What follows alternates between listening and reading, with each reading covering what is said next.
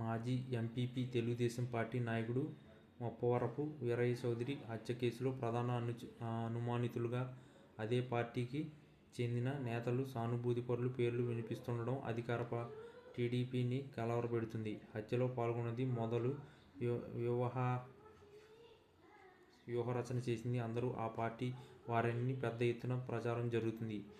ఇది తమ పార్టీకి ఎక్కడ చెడ్డపేరు తెస్తుందన్న ఆందోళన ఆ పార్టీ నేతల్లో నెలకొంది. హత్యకు గురైన వీరయ్య చౌదరి పోలీసు అదుపులో ఉన్న ప్రధాన అనుమానితునికి తెలుగుదేశం పార్టీ అధినాయకులతో సన్నిహిత సంబంధాలున్నాయని ప్రచారం జరుగుతుంది. ఇందుకు సంబంధించిన చిత్రాలు సోషల్ మీడియాలో చక్కర్లు కొడుతున్నాయి. ఈ నెల 22వ తేదీ రాత్రి 7:30 గంటలకు నగరంలోని ఎస్పీ కార్యాలయానికి,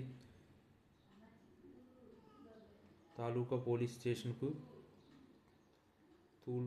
స్టేషన్కు కూతవేట దూరంలో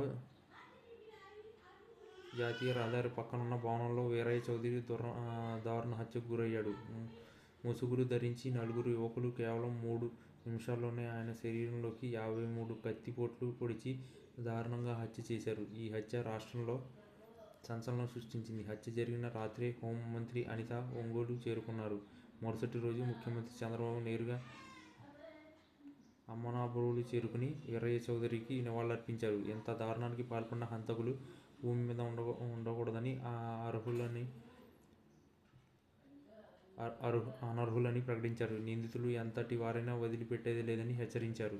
దీంతో పోలీసులు ఈ కేసును సవాల్గా తీసుకున్నారు. ఈ క్రమంలో గత శుక్రవారం చీమకుర్తి బైపాస్ వద్ద జాతీయ రహదారికి ఆనుకుని ఉన్న ఒక దాబా సమీపంలో హంతకులు వినియోగించిన స్కూటీ లభించింది.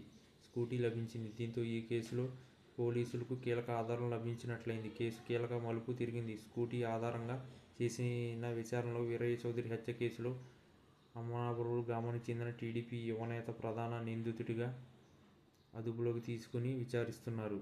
స్కూటీ స్వాధీనంతో లభించిన ఆధారాలతో నగరానికి చెందిన క్రోపోలు వాసి ప్రధాన సూత్రధారిగా పోలీసులు నిర్ధారణకు వచ్చారు. అలాగే రెండో వాహనాన్ని కూడా స్వాధీనం చేసుకోవడంతో హత్యలో పాల్గొన్న మిగిలిన ముగ్గురు జిల్లా వాసులుగానే గుర్తించారు. వారి కోసం ముమ్మరంగా గాలిస్తున్నారు.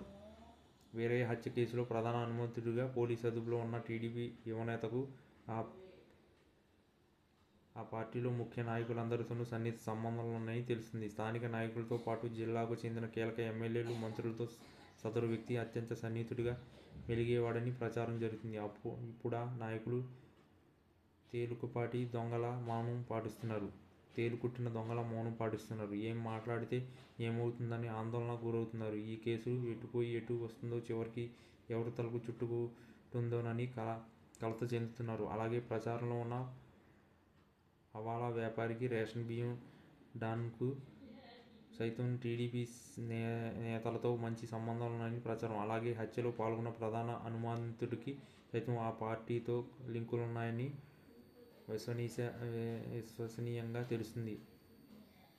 ఇది కూడా తెలుగుదేశం పార్టీ నాయకులను ఇరుకున పెడుతుంది. వీరయ్య చౌదరి అంత్యక్రియలకు వచ్చిన ముఖ్యమంత్రి చంద్రబాబు నిందితులు భూమి మీద ఉండేందుకు అర్హులు కారని చెప్పడం, నిందితులు ఎంతటి వారైనా వదిలిపెట్టేది లేదనడంతో ఈ కేసు గురించి ప్రజలు అనేక రకాలుగా చర్చించుకుంటున్నారు. హత్యకు గురైన వీరయ్య చౌదరి టీడీపీకి చెందిన నాయకుడు కావడం, హత్యలో ప్రధాన అనుమానితుడిగా పోలీసు కస్టడీలో ఉన్న యువనేత కూడా టీడీపీకి చెందిన నాయకుడే కావడంతో ఇప్పుడీ కేసుకు ఏం చేస్తారన్న అనుమానాలు సర్వత్రా వ్యక్తమవుతున్నాయి. నిజంగా సీఎం చంద్రబాబు చెప్పినట్లు నిందితులను కఠినంగా శిక్షిస్తారా, లేక క్రమంగా నీరుగార్చేందుకు ప్రయత్నిస్తారా అనే అంశాలు జోరుగా ప్రచారం సాగుతున్నాయి. ఈ కేసు అనుమానితులుగా భావిస్తున్న మిగతా వారు కూడా అధికార పార్టీకి చెందిన సామాజిక వర్గానికి చెందిన వారు కావడం, అధికార పార్టీ స్థానిక నాయకులతో, రాష్ట్రంలోని కీలక నాయకులతో రాసుకుని పూసుకుని తిరిగిన వారు కావడంతో ఈ కేసు ఇంకెన్ని మలుపులు తిరుగుతుందన్న చర్చ జరుగుతుంది.